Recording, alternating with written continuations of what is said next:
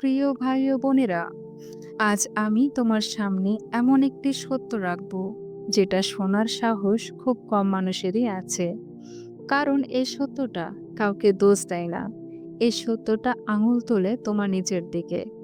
তুমি ভাবো তোমার জীবনে যত কষ্ট এসেছে, যত সম্পর্ক ভেঙে গেছে, যত অপমান, বিশ্বাসঘাতকতা, মানসিক আঘাত, এসব হয়েছে মানুষের কারণে, শত্রুর কারণে, নিয়তির কারণে, ভাগ্যের কারণে। কিন্তু ভাই আমার, সবচেয়ে বড় ক্ষতগুলোর অনেকটাই এসবের কারণে আসেনি, এসেছে তোমার নিচের মুখ থেকে। যেখানে চুপ থাকা ফরজ ছিল, সেখানে তুমি কথা বলেছ। যেখানে আল্লাহ গোপন রাখতে বলেছিলেন, সেখানে তুমি প্রকাশ করেছ। যেখানে নীরবতা তোমাকে বাঁচাতো, সেখানে তুমি জিততে চেয়েছ তর্কে।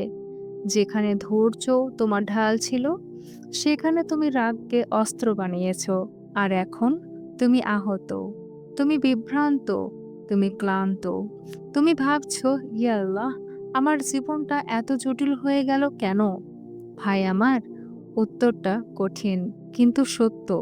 কারণ তুমি নিজের জীবকে শাসন করনি। আল্লাহ কেন জীবকে এত গুরুত্ব দেন? আল্লাহ আমাদের শরীরে অনেক অঙ্গ দিয়েছেন, কিন্তু কুরআনে আর হাদিসে সবচেয়ে বেশি সতর্কতা এসেছে এই জীবকে নিয়ে। কারণ এই জীবটা ছোট, কিন্তু এর ক্ষত গভীর। একটা ছুরি শরীর কাটে, আর একটা কথা আত্মা কাটে। একটা আঘাত সেরে যায়, একটা বাক্য আজীবন মনে থেকে যায়। তুমি হয়তো ভুলে গেছো, কিন্তু যাকে কষ্ট দিয়েছো সে ভুলে যায়নি। তুমি হয়তো আবেগে বলেছিলে, কিন্তু কারো জীবনে সেটা দাগ হয়ে গেছে। এজন্যই নবী সাল্লাল্লাহু আলাইহি ওয়াসাল্লাম বলেছেন, যে আল্লাহ ও আখিরাতে বিশ্বাস করে সে যেন ভালো কথা বলে অথবা চুপ থাকে। চুপ থাকা এখানে কিন্তু কোনো দুর্বলতা নয়। চুপ থাকা এখানে হলো একটা ঈমানের শক্তি। আমার ভাই ও বোনেরা, কখনো কি প্রশ্ন উঠেছে, সবচেয়ে বড় যুদ্ধ কোথায়?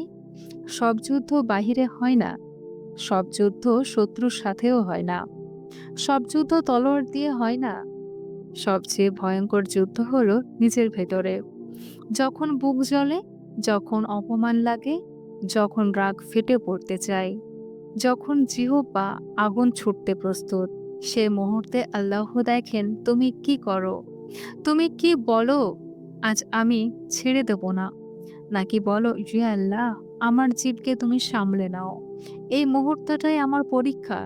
এই মুহূর্তে নির্ধারিত হয় তুমি উন্নতি করবে নাকি ধ্বংস হবে। এখন প্রশ্ন হলো, নীরবতা কেন আল্লাহর ঢাল? তুমি জানো না কত বিপদ তোমার জীবনে ঢুকে নেই শুধু এই কারণে যে একদিন তুমি চুপ ছিলে। একটা গীবত যা তোমার আমলনামা পোড়াতে পারত, একটা কথা যা একটি সম্পর্ক ভেঙে দিত, একটা প্রকাশ যা কেউ তোমার বিরুদ্ধে অস্ত্র বানাতো, আর একটা আবেগী প্রতিক্রিয়া যা তোমার সম্মান মাটিতে মিশিয়ে দিত।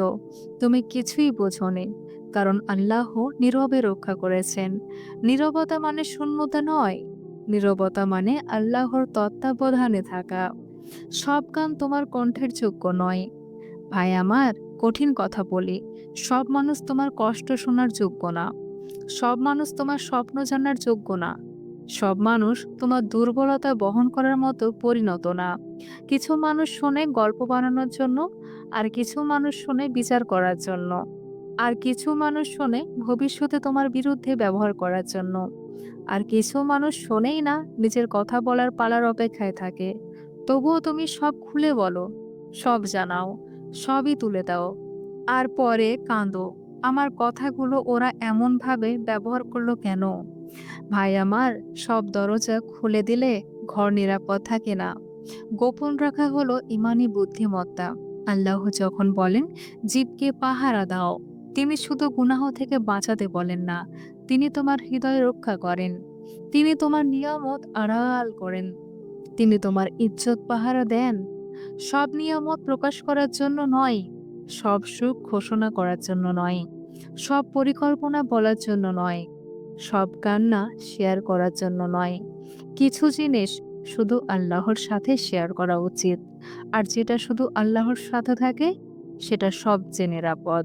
কখনো লক্ষ্য করেছো কত ক্ষতি হয়েছে শুধু কথার কারণে? একটু ভেবে দেখো, কতবার ভালো খবর বলে আফসোস করেছো, কতবার স্বপ্ন শেয়ার করে হতাশ হয়েছো, কতবার বিশ্বাস করে বিশ্বাসঘাতকতা পেয়েছো, কতবার রাগে কথা বলে সম্পর্ক নষ্ট করেছো। সব ধ্বংস হঠাৎ আসেনি। এসব ধ্বংসের বীজ ছিল একটা কথা, একটা অসতর্ক বাক্য, একটা অপ্রয়োজনীয় ব্যাখ্যা, একটা আবেগী বিস্ফোরণ। যদি সেদিন চুপ থাকতে, আজ এত ভাঙা থাকতে না।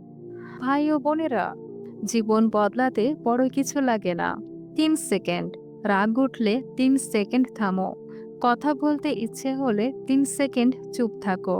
জবাব দিতে মন চাইলে ৩ সেকেন্ড আল্লাহকে স্মরণ করো। এই ৩ সেকেন্ড কত গুনাহ থামাতে পারত, কত তর্ক শেষ করতে পারত, কত সম্পর্ক বাঁচাতে পারত, কত সম্মান রক্ষা করতে পারত। কিন্তু আমরা থামি না, কারণ আমরা জিততে চাই, শান্তি নয়। ভাই আমার, বোন আমার, নীরবতা দুর্বলদের আশ্রয় নয়, নীরবতা শক্তিশালীদের পরিচয়। যে নিজেকে নিয়ন্ত্রণ করতে পারে সে কাউকে হারায় না। কম কথা বলো, কম মানুষকে বিশ্বাস করো, বেশি আল্লাহর কাছে যাও। কারণ মানুষ ভুল বোঝে, মানুষ বিকৃত করে, মানুষ বদলে যায়, কিন্তু আল্লাহ কখনো বিশ্বাস ভাঙে না। শোনা যেতে কথা বলতে হয় না। অনেক সময় আল্লাহর সবচেয়ে জোরে শোনেন, যখন তুমি তার জন্য চুপ থাকো। আল্লাহ আমাদের সকলকে হেফাজত করুক। আমিন।